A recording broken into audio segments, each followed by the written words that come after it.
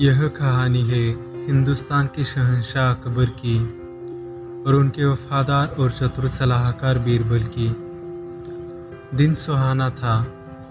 अकबर के महल के दरबार में उनके सलाहकार उनके इंतज़ार में खड़े बातें कर रहे थे। बहुत जल्द अकबर आए, लेकिन वह आज हमेशा जैसे अच्छे मिजाज में नहीं थे। वे परेशान थे।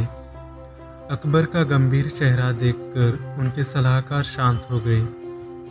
बात क्या है जहाँपना, क्या आप कोई तकलीफ में है? एक सलाहकार ने पूछा। आज किसी ने मेरी मूछी नोचने की जुर्रत की, अकबर चिल्लाए।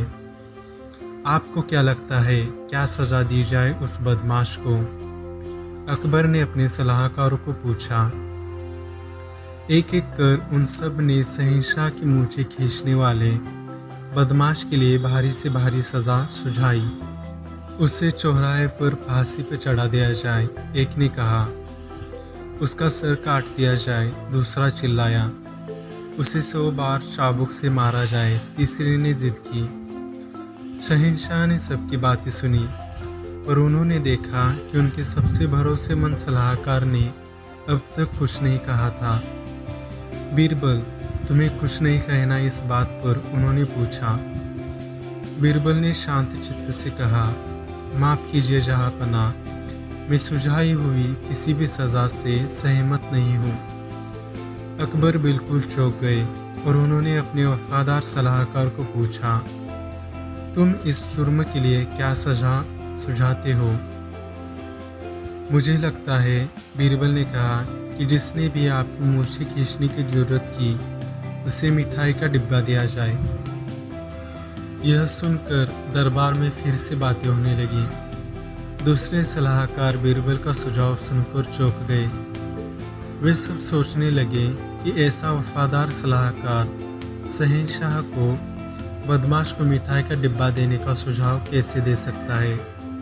ज़रूर उन्होंने विरोध किया। यह सही सज़ा नहीं है।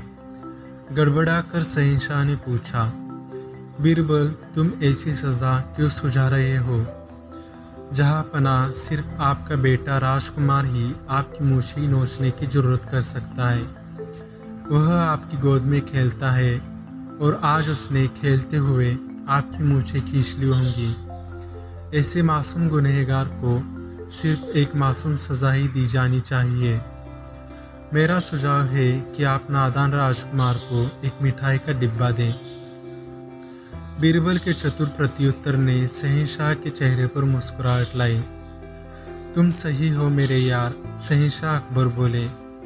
वह मेरा बेटा ही था और उसे ज़रूर सज़ा के तौर पर एक मिठाई का डिब्बा ही मिलेगा, अकबर ने कहा।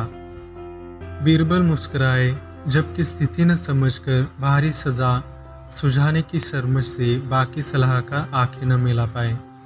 और आज तक बीरबल की चतुराई और होशियारी के किस्से पीढ़ी दर पीढ़ी को दोहराए जाते हैं। धन्यवाद।